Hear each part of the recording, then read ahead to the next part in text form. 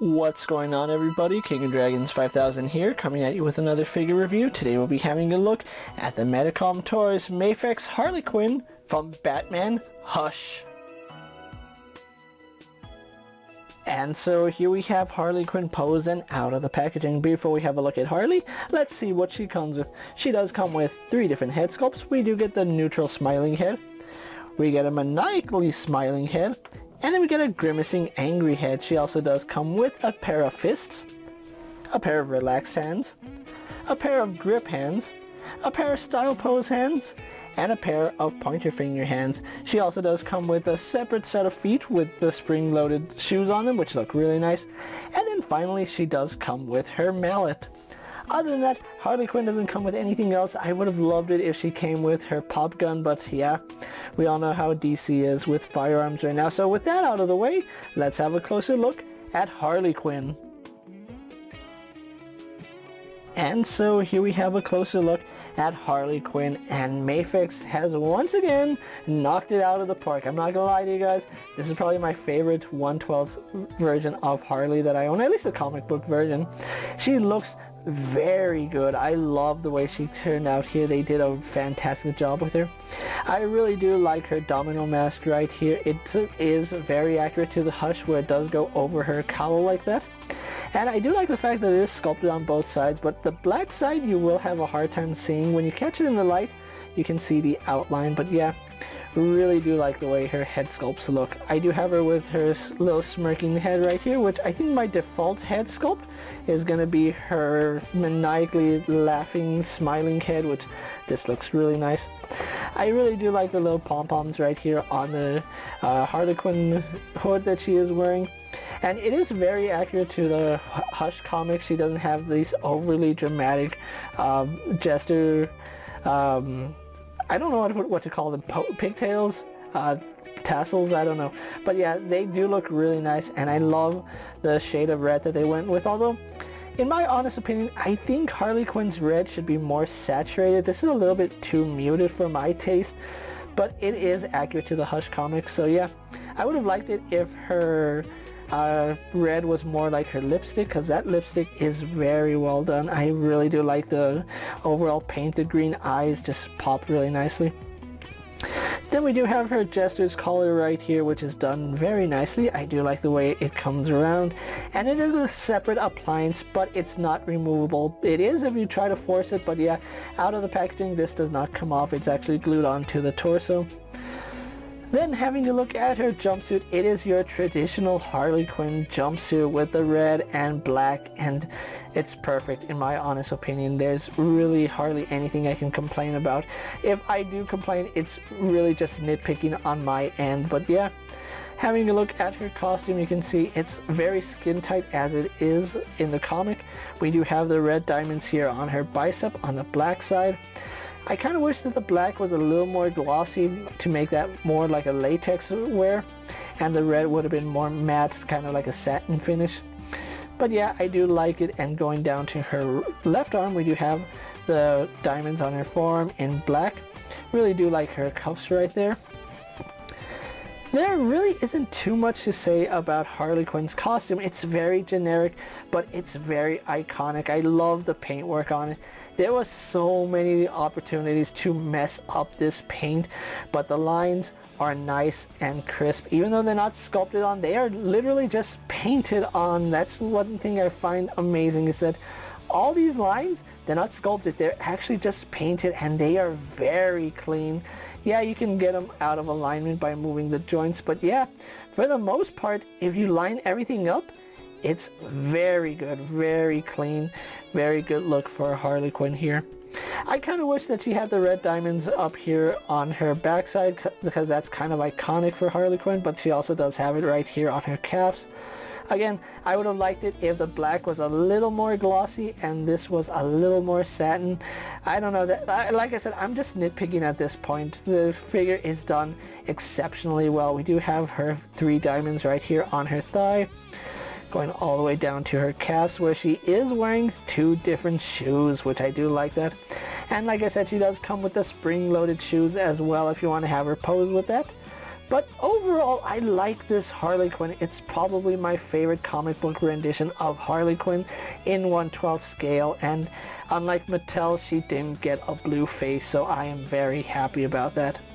So there's really not much more to say about Harley Quinn. Her costume is very generic, but it's very iconic. I really do like it. So with that out of the way, guys, let's actually get Harley Quinn compared to other figures you may have in your collection. And so here we have Harley Quinn posed next to a Marvel Legends Cyclops and a DC Multiverse Superman. Here we have Harley Quinn posed next to a WWE Elite Scale figure and a Mezco 1/12 Collective Popeye the Sailor Man. Here we have Harley Quinn posed next to a Lightning Collection White Ranger and a Star Wars Black Series Mandalorian.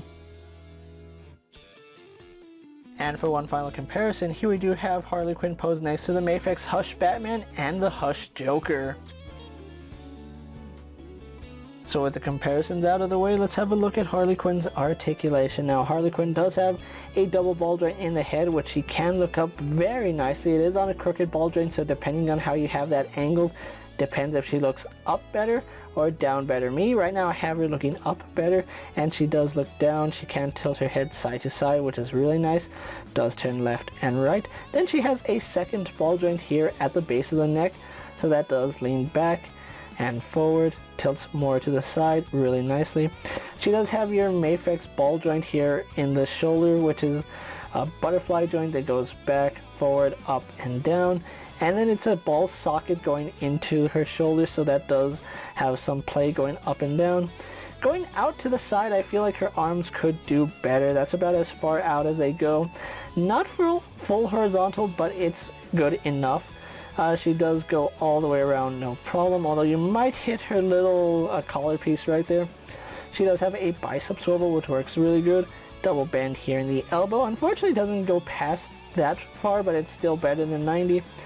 She does have a hinge and swivel at the wrist. A little bit stiff on mine, but it does move after you get it to move. And then, of course, it rotates on that pin.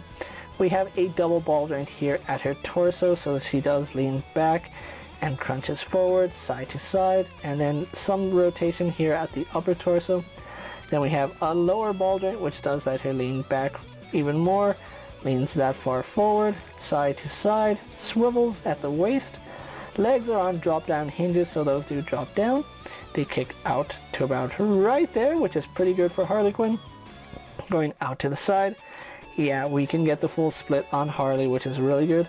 Thigh swivel up high. We have a double bend here at the knee, going to about right there, so that's pretty acceptable, I'm not gonna lie. A little bit stiff on her knees, unfortunately, but yeah, it still does function. We have a ball joint here at the foot, which does go forward and back. Does have forward facing pin for rocker ankle, and then that does rotate. So, oh, and I forgot, she also does have a toe hinge.